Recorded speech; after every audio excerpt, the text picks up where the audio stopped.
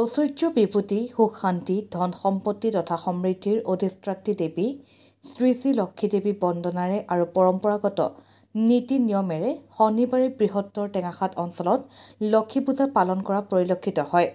বিষ্ণুপ্ৰিয়া শ্ৰী শ্ৰী লক্ষী দেৱী পূজাৰ উপলক্ষে শনিবাৰে সন্ধিয়া শস্য পথাৰত ভঁৰালত গোহালি ঘৰৰ পদূলি তুলসীৰ তলত ঘৰৰ পিৰালি ঢেঁকীশাল পাকঘৰ আদি সৰ্বত্ৰে মাটিৰ চাকি মমবাতি আনকি ঘৰৰ চৌহদত বিভিন্ন ধৰণৰ বিদ্যুৎ সংযোগ কৰি জ্বলোৱা চালে চকুত লগা আলোকসজ্জাৰে পোহৰাই সৰগৰ পূৰ্ণিমাৰ জোন তথা তাৰকা ৰাজ্যৰ পোহৰকো চেৰ পেলোৱা সদৃশ পৰিৱেশৰ সৃষ্টি কৰা পৰিলক্ষিত হয়। অনুৰূপ ধৰণে ধৰ্মীয় অনুষ্ঠান নামঘৰসমূহতো বন্তি জ্বলাই পোহৰাই ৰখা দেখা যায়। ইফালে লক্ষী পূজা উপলক্ষে নামঘৰসমূহত আয়তীৰ লক্ষী নাম ভকত বৈষ্ণৱৰ নাম প্ৰসংগৰে অধিক আধ্যাত্মিক চেতনা জগাই তোলাৰ পৰিৱেশৰ সৃষ্টি কৰা হয়। ইফালে ৰাজহুৱাভাৱেও লক্ষী পূজা উদযাপন কৰা পৰিলক্ষিত হয়। ইয়াৰ ভিতৰত পাণধোৱা বৰনামঘৰত ৰাইজে লক্ষী পূজা উদযাপন কৰি গায়ন বায়ন আয়তীৰ নাম উৰুলিৰে পুৰুষ মহিলাই ভক্তিভৰা পৰিৱেশত শোভাযাত্ৰা কৰি বুঢ়ীদিহিং নদীত জাকৈ আদি মাৰি নীতি নিয়মেৰে লক্ষীৰ প্ৰতীক সামগ্ৰী সংগ্ৰহ কৰি পানী তুলি পুনৰ উভতনি যাত্ৰা কৰি বৰনামঘৰত লখিমী ৰখাৰ ব্যৱস্থা কৰে। সন্ধিয়া ঘৰে ঘৰে বন্তি জ্বলাই নামঘৰৰ চৌহদত চাকি বন্তি জ্বলাই দৃষ্টিনন্দন পৰিৱেশৰ সৃষ্টি কৰি নামঘৰত ভকত বৈষ্ণৱৰ নাম প্ৰসংগ গায়ন বায়ন পৰিৱেশন প্ৰসাদ বিতৰণৰ অন্তত পোৱা উল্লেখিত সংগৃহীত লখিমী ভাগ কৰি নিজৰ নিজৰ ভঁৰালত ৰখাৰ ব্যৱস্থা কৰে।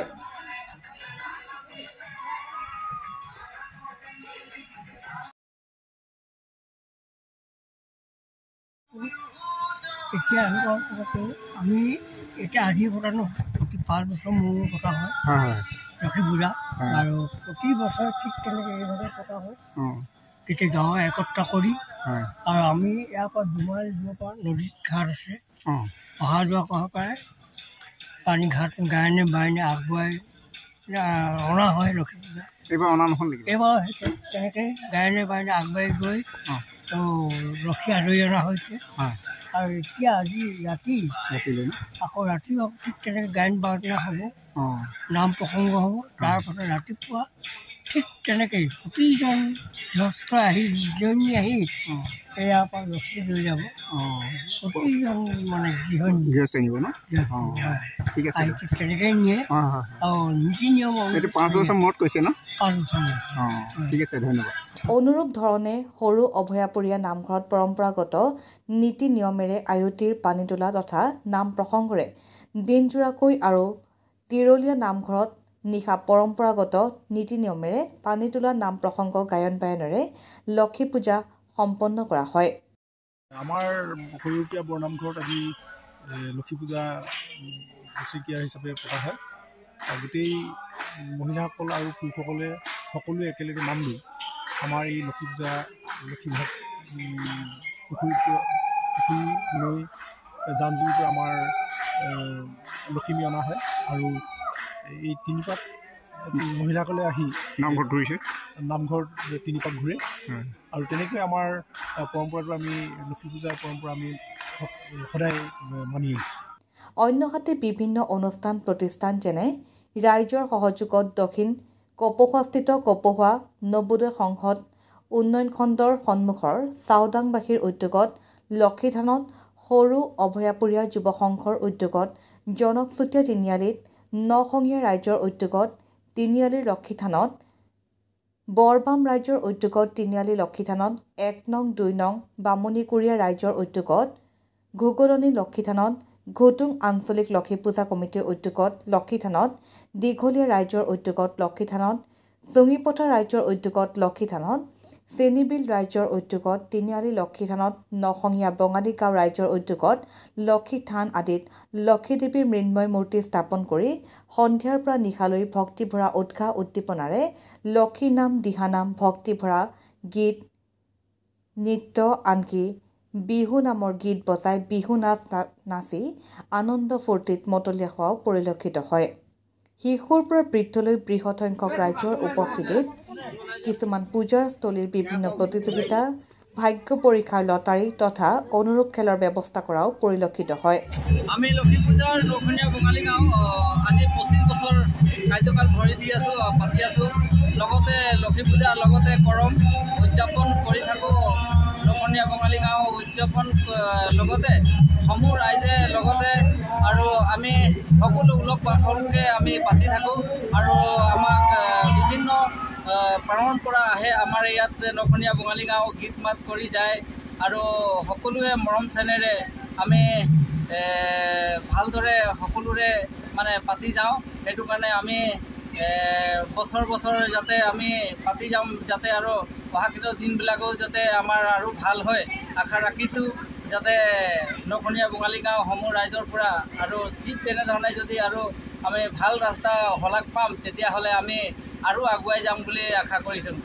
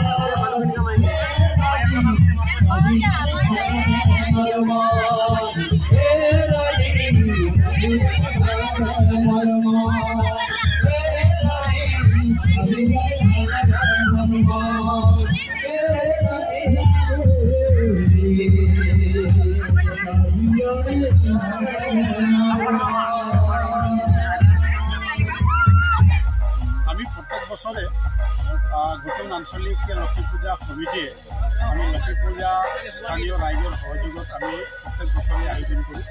এই বছৰো আমি বিগত বছৰৰ দৰে আমি এবাৰ খুব মানে সুন্দৰ উলহ মালহেৰে আমি আমাৰ এই পূজা ভাগি আয়োজন কৰিছোঁ আৰু ইয়াতে আমি আমাৰ ঘুটুংবাসী তথা ৰাইজক আমি ভক্তপ্ৰাণ ৰাইজক আমি আমন্ত্ৰণ জনাইছিলোঁ আৰু বহু ৰাইজ ইতিমধ্যে আহিছে আৰু আমাৰ লক্ষী দেৱীৰ ওচৰত তেওঁলোকে নিজৰ পূজা অৰ্চনা আগবঢ়াইছে।